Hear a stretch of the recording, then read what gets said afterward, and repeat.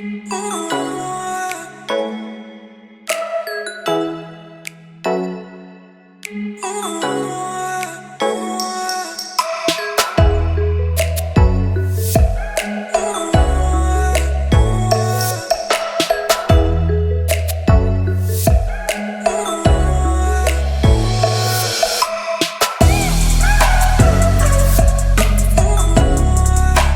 guys, welcome to Precious Little Things.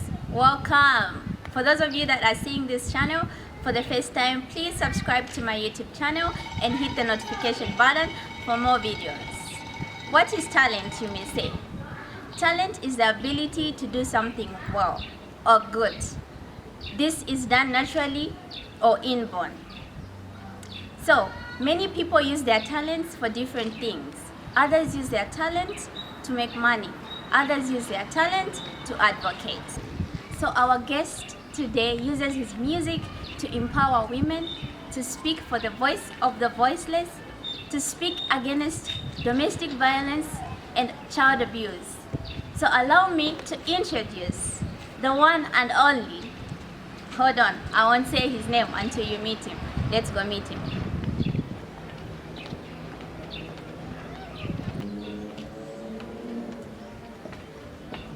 Hi guys, so allow me to introduce to you the one and only Mr.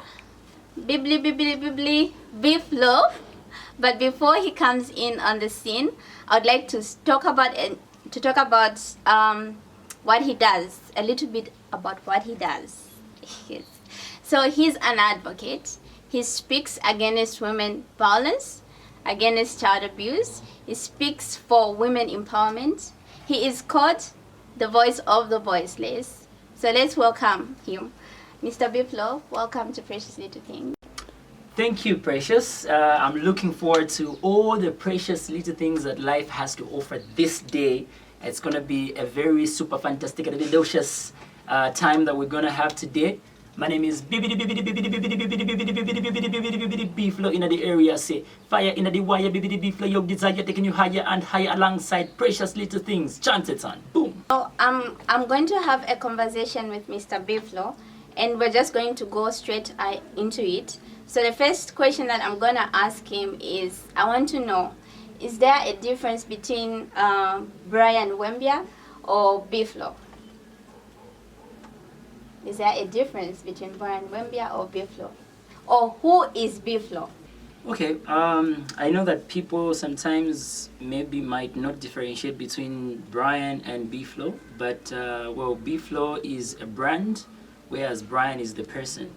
So the name Bflow was inspired by, partly my name, which is Brian, that's the B, and then Flow was inspired by conversations that I used to have with people who loved the way I sing.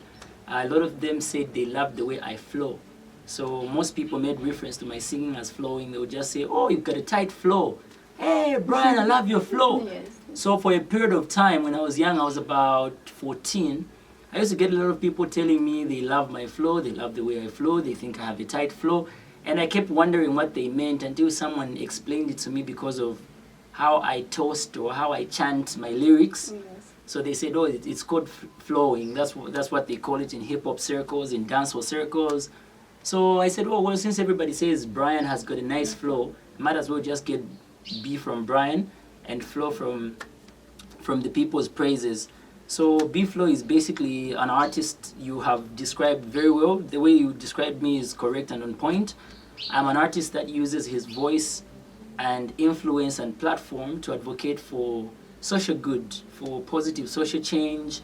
I try to use my platform whenever I get the chance to spread the positive message and also just to uplift people's lives by way of, challenging their mindset and also trying to shape how young people think, because I'm a young person myself and I've been a younger person before, and I feel there are so many younger brothers and sisters that I can inspire. And he's also an artist so Bflow is also an artist that advocates for women's rights because he was raised by a woman. That's a very good one, and thank you for giving us clarity on who you are, because in most times we just look at Bflow. Oh, Bflow speaks for women. Bflow really, you know what I mean.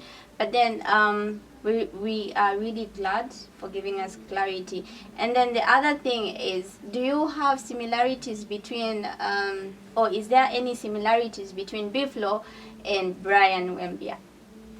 Similarities. Let's see.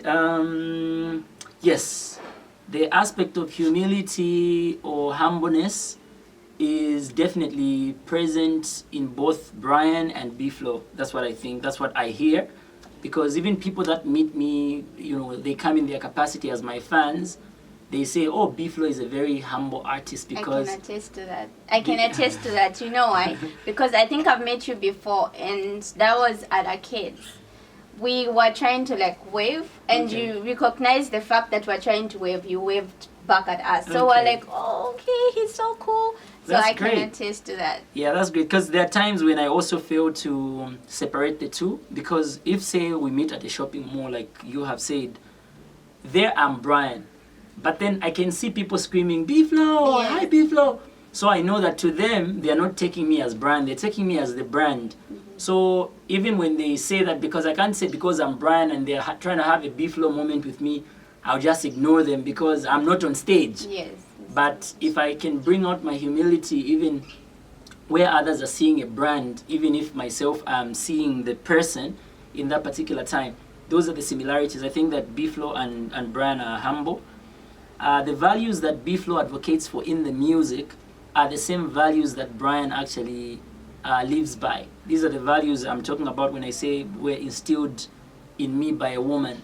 The things I learned, whether it's humility or being God-fearing or respect for women, standing up for the truth and defending human rights, that's exactly what Brian also believes in. Because if I have used my brand as Biphlo to advocate for certain rights, for people to uphold their rights, for people to stand up and challenge the status quo, then it means that that's the pain that even Brian feels. Because Brian could be a parent. Yes. Brian could be someone's husband. Yes. And whatever he's experiencing is also relatable to many other people out there.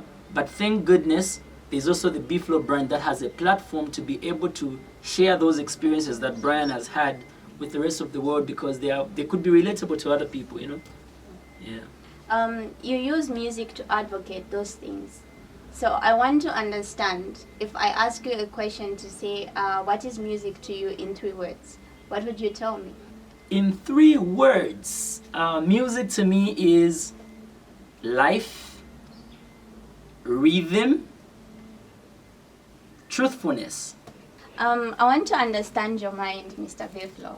So is it okay I call you Biphlo? You can just call me Biphlo, not Mr. Biphlo. Okay, thank you. So I want to understand your mind. Can you briefly tell me how your childhood was?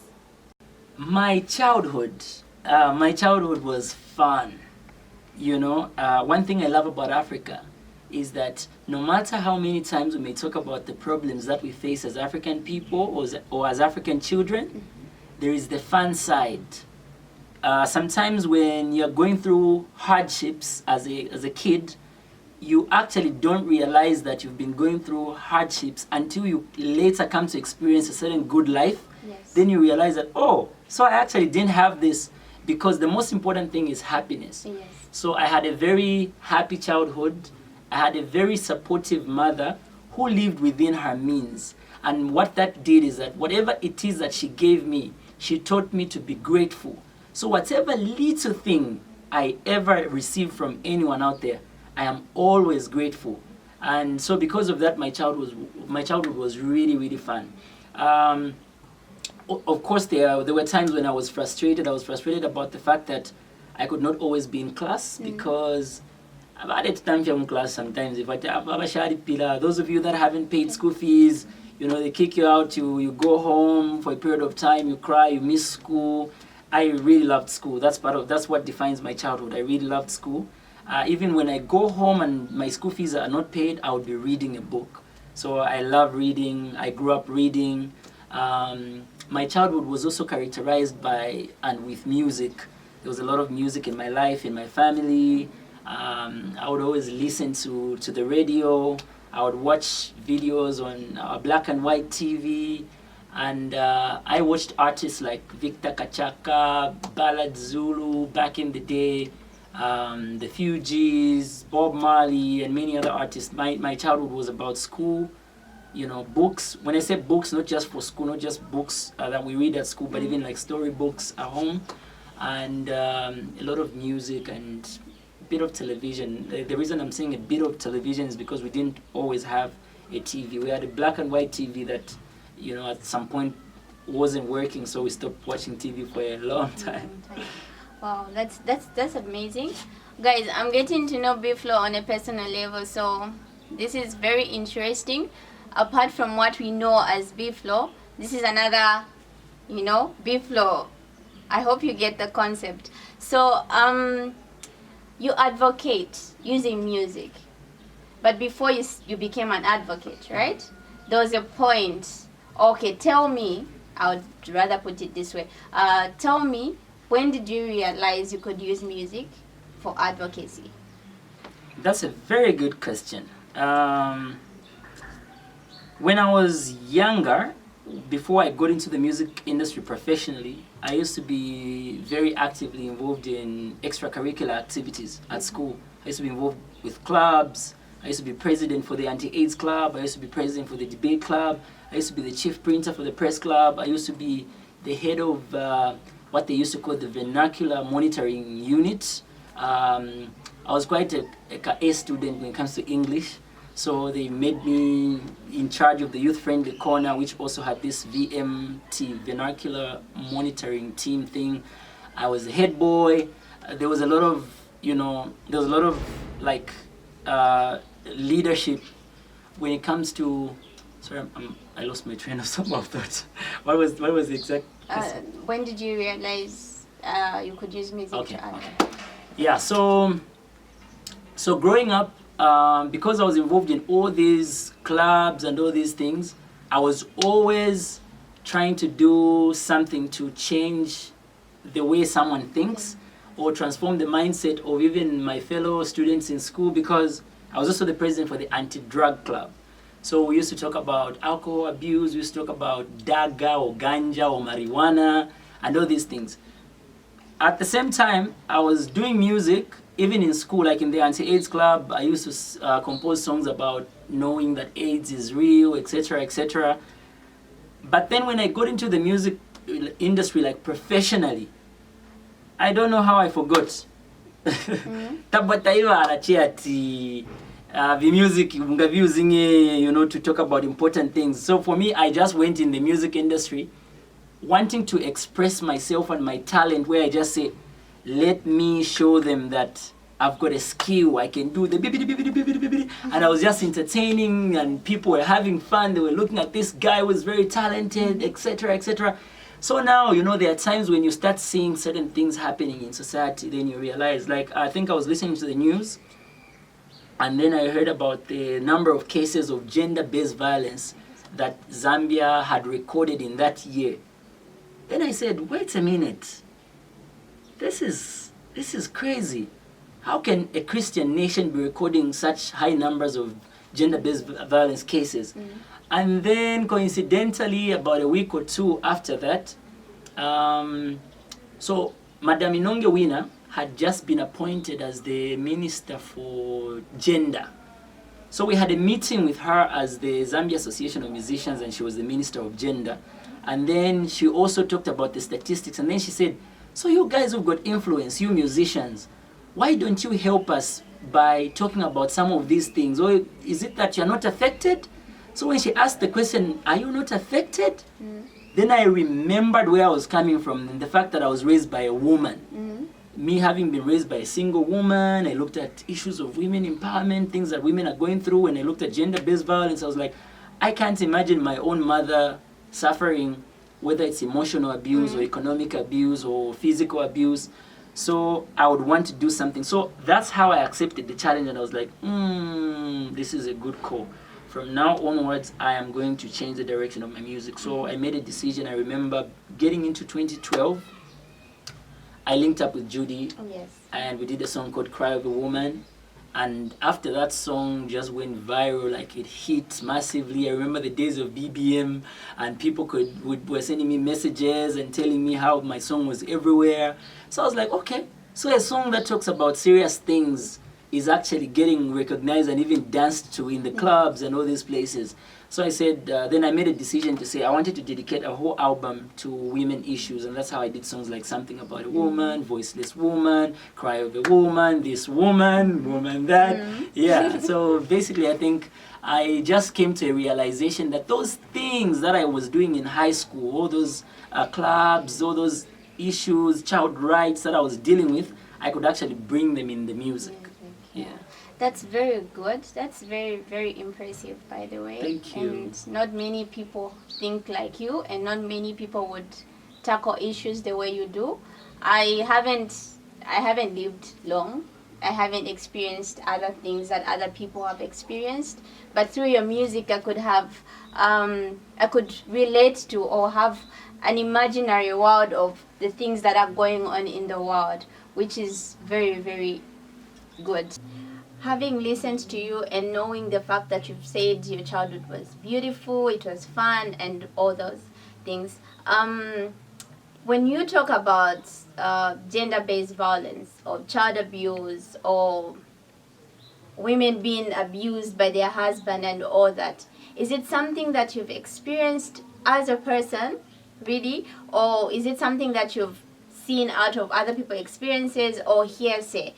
How can you explain that to us? You know, one thing I know about issues of gender-based violence and any ill treatment based on someone's gender is you don't have to experience it for you to experience it. You actually experience it every time someone else experiences it.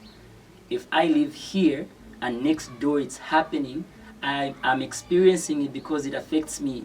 Because the next woman who's being abused could be my aunt, she could be my mother, she could be my sister, she could be my niece, she could be my cousin, she could be my friend. And so, because, you know, we live in a society, it's a communal society where we depend on each other. If other people are being abused, then it means that it's disturbing the peace that we have as a society, and it's also affecting the productivity that this person could have, because if one woman is abused, whether it's physically or sexually today, it means that she's losing time already that she could have used to contribute even to the development of the country. So every time it has happened to other people, I have experienced it too. So I've seen, you know, in my own family, yes, I've seen some of my cousins, you know, being abused, and, you know, they come and tell the family.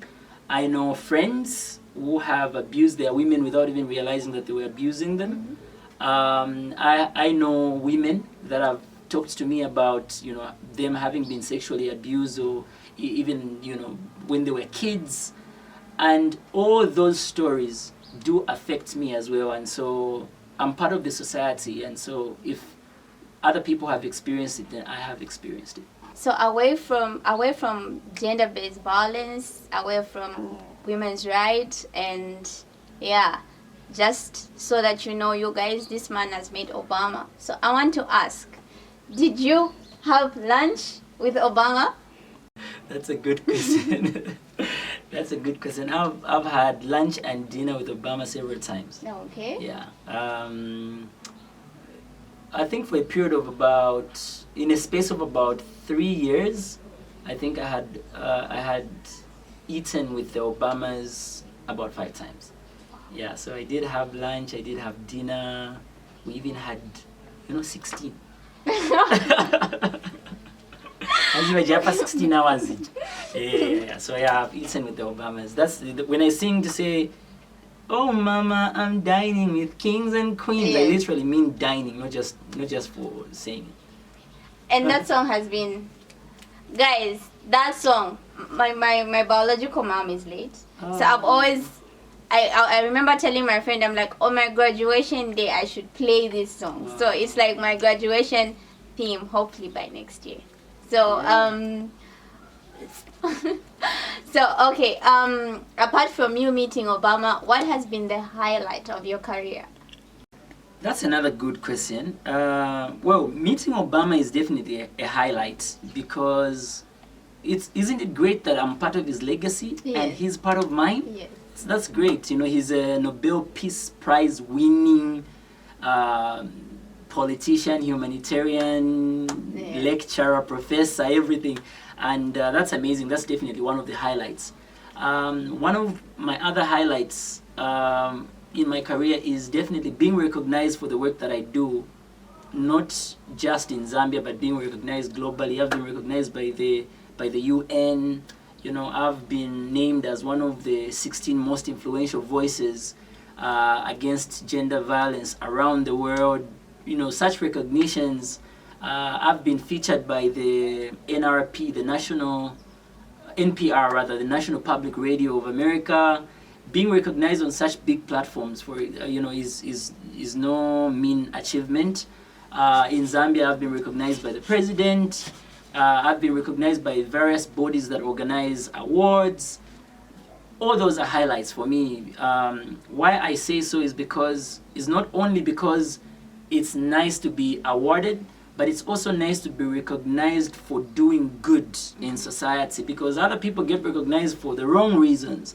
But for me, the fact that I can abandon everything that everyone else is doing and I decide to focus on positive things and then get recognized for it, for me, that is a great way of breaking certain barriers, because in the past it was almost impossible for a person who is singing about or talking about important things to be recognized, because I think a lot of people believe that controversy is what sells, you know, but then when you decide to do something positive and then you get recognized, for me, that's a highlight. Yeah. So having been your fan, I'm going to request that you sing one of my favorite songs. Okay. So I like almost all your songs, but there's this particular one that I like, and it's called Amanone. Oh, wow. Yes. So can you give us a brief of it? Amanone. On precious little things. Okay, well, I'm feeling Amanone, so I might as well just try. Let's see. Well, since Amanone is definitely one of my precious little things out of my long catalog, I might as well just, bring it out right now.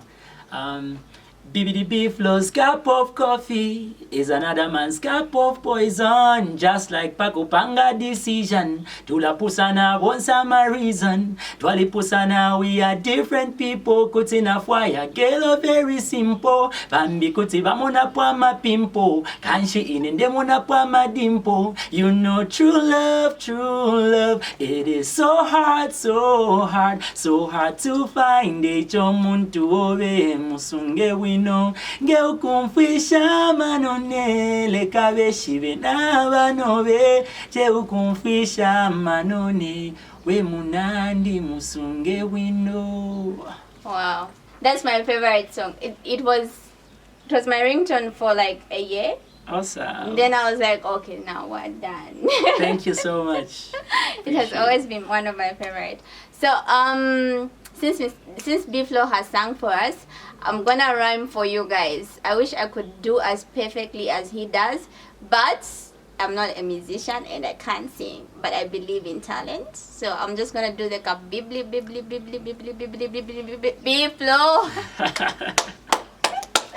Did I try? Yeah. Nice one. Yeah, so we go back to our questions. So your first song was Mpupumpu, if I'm not mistaken. Correct. What inspired you to write that song? Boom, boom, boom. My heart was beating, and then I was like, boom, boom, boom. Okay, so what inspired me to write that song was when I was in high school, I had a crush on this girl, and I was afraid of like approaching her and like talking to her. So I ended up leaving high school without a girlfriend because I was nervous. I didn't know how to vibe and all those things. Yeah, because of my heartbeat, because of the pum pum pu chimutunta, I failed to approach this girl. Yeah, but later on when I was writing the song, I was sort of picturing myself in that moment. But then I was also adding other aspects, like maybe what if this person doesn't want me if I approached her and maybe she said no? How was that going to work? Since she was beautiful and I kind of really liked her, if she said no, then I went back and she said no again. What if she says no again and then I really want to be with her? So that song talks about a situation where this person is saying no, but you don't know what keeps drawing you closer to her. Like umanikana koma sinisiwa ine kutiwai ni mabwelela iwe mtima wanga ino kuti pum pum pum nikumvela unitana umanikana koma sinisiwa ine kutiwai ni mabwelela iwe. Okay. Yeah, man. Wow. You guys are deep. You guys are deep. So you use all your emotions when you're writing those songs. And Definitely. most of them are like realities. Yes, definitely. Most of the songs that artists produce or sing are either things that they have experienced or things that they have seen other people experience. So I could, maybe my young brother could be going through something, or maybe I could meet a couple and I see them arguing or fighting, and then I decide to write a song about their situation. I can, sometimes you even in the news, like when I wrote the song Cry of a Woman, for example, before I hit the studio, I know I mentioned partly, but before we hit the studio with Judy, there's something I saw on TV. There was a woman who was saying, she was 98 years old, and she was asked to say, what's the secret? What's your secrets to this longevity of life? And she said, problem y'abaana bashino in school bafwafye opo wamona wasomeka. So when she said that, I was like, what? So when I was writing Cry of a Woman, I remembered her words and I wrote a song based on what she said. And that's how we are inspired by what people are saying or what people are going through, and we write songs just like that. Yeah, that's a very good one. If you were randomly asked what your favorite song is, randomly, this song doesn't have to be yours. What song would it be? Okay, a song that's not mine? Yes. It will have to be I Was Here by Beyonce. Yeah, I love that song. I was going to think you would mention something like Paper Chaser or something like that. Okay, by Chris Martin? Yeah, or Paper Loving. Paper Loving, yeah. Well, I do love those songs. I love a lot of reggae music. So reggae is like, if you ask me to say what's your favorite reggae song, that's as good as asking me like what's your favorite Bflow song. I will find it very difficult because I feel like my songs are like my children and I can't tell you who my favorite is. Yeah. So just like reggae, because reggae, I've grown up listening to it. It was introduced to me by my mother. So I can't pick a song. Oh. Yeah, but if generally there's a reason I love the Beyonce song I Was Here. Yeah. If you were to be asked which artist would you love to work with, which one would it be? Okay, so the artist that I really wanted to work with has he's kind of retired from music, but he hasn't announced any retirement, but you can see that he's not very active musically. Akon. But I still love all the other things that he's been doing even after he stopping to release so much music. So working with Akon would be a dream come true for me. And definitely Sean Paul. I would love to work with Sean Paul. I'd love to be on a dance or record back to back with Sean Paul, tongue twisting and exchanging verses bar for bar. And everything. Yeah. Okay, so talking about talent, you've met people with different talents. You are a talent yourself. So now there are us who are just coming up with, like me, not defined talent. I can't sing, I can't dance, I can't rap, but I can talk. I can hold that's a gift. Not everybody can talk. I can hold a conversation, at least with Biphlo. So what advice would you give someone like me or somebody out there who really has a talent, but they don't know how to go about it? All right. So by definition, A talent is a special ability to do something well. It's that simple.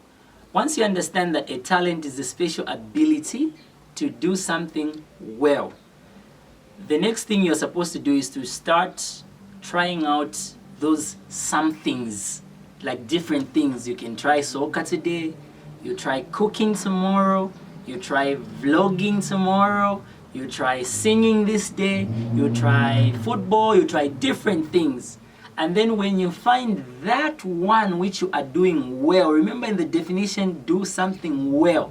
When you find the one that you're doing really well, even when it's effortless, then just know that that's the one.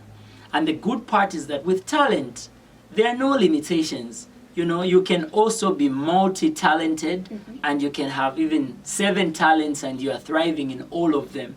So all I can encourage someone out there who's been struggling to find their talent is, don't wait that maybe one day your talent will just locate you. You have to keep trying different things until you find the one where you do perfectly well, then that's the one. So when I go home, I'm just going to write down what Biphlo has said, and I'm starting tomorrow. I'm starting by rapping, and if I fail, I'm going to Then you try beatboxing. Yes. Okay. You've been in the music industry for how long?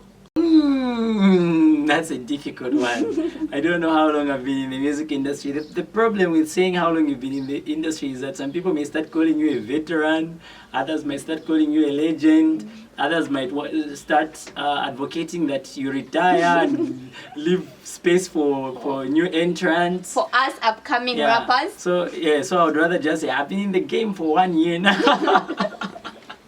But on a serious note though, I've always done music. But professionally, I made a decision that I wanted to become an artist in the year 2001. That's when I made the final decision when I was doing these singing competitions and all these things. But like entering the industry where like I was able to record in a professional studio, I first entered a studio in the year 2004 and worked with a producer by the name of TK. So if I recorded my first professional song in 2004 and we make our calculations now, then it means that I've been in the industry for 17 years. 17 years, wow. That's a lot of years. Those are a lot of years. So what has been the hardest or the most challenging thing in your career? That's a good one. I think that the most challenging thing in the career of an artist, specifically this artist called Bflow, is people's expectations. The way I was raised to be a humble person who also lives within his means and who doesn't have to pretend and all these things. But my career sometimes demands that I should conform to some standards that are created by people. For example, if people say that, akutyamiri siyo shoka, atamuna pakona paja agula, but I love that roasted maize. I love it, but because people are expecting that I shouldn't do it, I should be forced not to do it.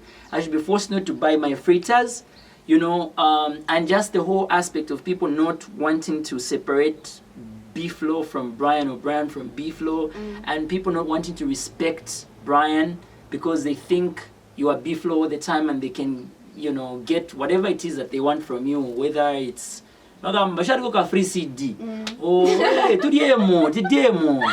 or, you know, like every single time, even when you are having a meal with your family and you're seated in this place and then people just walk up to you and they want to start taking pictures of you where you are seated, you're eating, you're trying to have a private moment. Those are some challenges. I must say the challenges are really, really many, because even in the business itself at the beginning, it's really challenging trying to get studio time. Thank God we even have a studio now. But these are things we never had. And that's one of the reasons I had to create my own studio, because it was hard for me to just find myself in a studio, because when you're an upcoming artist and you don't have money, and then no one can allow you to record for free, no one wants to sign you because they don't believe in you. They can only believe in you when you've got a hit song. Then they say, now you want to sign me because you have seen what I can do. But that's human nature. But those are challenges. Some challenges may include issues of women trying to throw themselves at you. Isn't that fun though? Like it's fun when you're an upcoming artist and you're getting this attention and you're like, oh, I'm famous, people are following me and all these things. But there are challenging moments. I'll tell you that one of the most difficult days of my career was the day I went to the University of Zambia and I was performing at a place called the Student Center. And a girl came and she was like, I want you to sign an autograph on my boob. Like, what? Yeah, I'll be glad. Like, I was like if you. For me, I'll be glad. I'm like, okay, what's signing? Uh-oh. Bflow. I'm joking. But, okay, so that's challenging for you. Are you reserved or are you an introvert or extrovert? I'm an extroverted introvert. Okay. So I love to keep to myself. I don't have many friends. Yeah, I like to keep a small circle of qualitable friends. Yeah, not just a small circle of dunderheads and riffraffs, but yeah, quality relationships like that. Yeah, I keep to myself, and there's so much that people don't know about my private life and who I am because they think that what they see on TV, like, or the way they see the brand is the way everything is. But I don't really like to talk about like my private life, especially to do with my family, the details. Yeah, I'm an introvert, but I like to call myself an extroverted introvert because in as much as I'm reserved or conservative, I'm also a very confident and courageous person. Okay, sorry to take you back, but if I think of you, I'm thinking of PJ. Were you guys, I knew you guys were like really super close. Were you guys at some point a duo? Yeah, so we were like twins. We were like the twins of Zambian music. We would rock together, we would roll together, we would sing, travel together. And yes, we were a duo at some point. We were Biphlo and PJ. We were called Double Trouble. Oh, okay. Yeah, so we actually managed to record an album. We did an album how many years ago? 11 years ago, we did an album called Double Trouble where we had songs like One Zambia, One Nation, Minakupenda, etc., etc. Oh, okay, that's cool. That's really, really, really cool. We're almost coming to the end of the interview, but I would want to ask you one particular question. I know we're not going to go into details, but I would want to ask if you would want to do politics at some point in your life. Would you? Would you? I would. You would? I would. Ah, nice.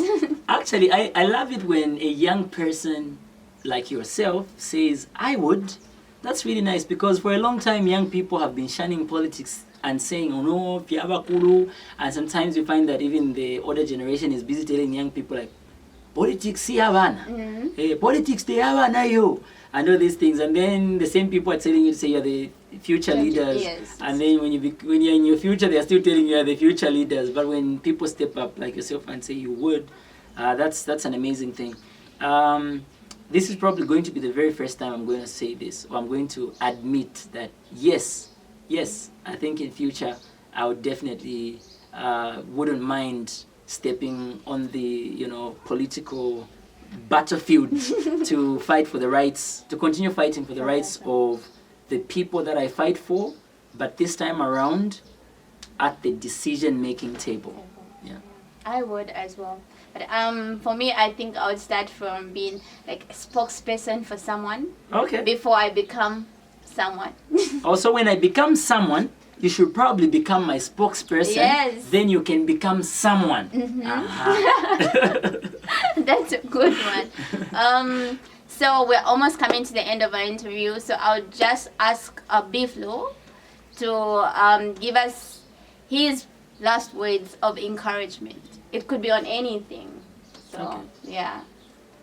Okay, so these are definitely not my last words. I'm not dying anytime soon. Yeah, but maybe this... On the show, guys, on the show. On today's episode. Yes. Well, maybe this is just a word of encouragement to young people out there. If you have a dream, it's your dream. Protect it and nurture it. Don't let anybody stop you from achieving it. Don't let anybody tell you you cannot do it. Not even your mentor, not even yourself. You've got to protect the dream and the vision and just believe that you can do it, because if I did it, you too can do it. If many other people have done it, you too can do it. There's nothing that stops you from achieving anything great, because, you know, we were all created by the same God. We all breathe the same air. We all have a chance at life, and we still count the same seconds and minutes, and there's no way others can be making it and you are failing to do it. You can also make it as long as you just get it right and find the right opportunities and mingle with the right people. Yeah, big up. Yo, Wagwan. This is your boy, Bibidi super fantastic at the video, just Bibidi Biphlo in the area. Zambia's #1 raga diggity dancehall sensation. Say fire in the wire, Bibidi Biphlo. Your desire right now, and precious little things. Remember to hit the subscribe button and subscribe to Precious Little Things. So thank you guys for sticking around throughout this conversation that I've had with Mr. Biphlo. I don't know why I'm calling him Mr. Biphlo, but yeah, with Biphlo. And guys, please don't forget to subscribe to this channel and hit the notification button for more videos. Until we meet again next time. Bye bye.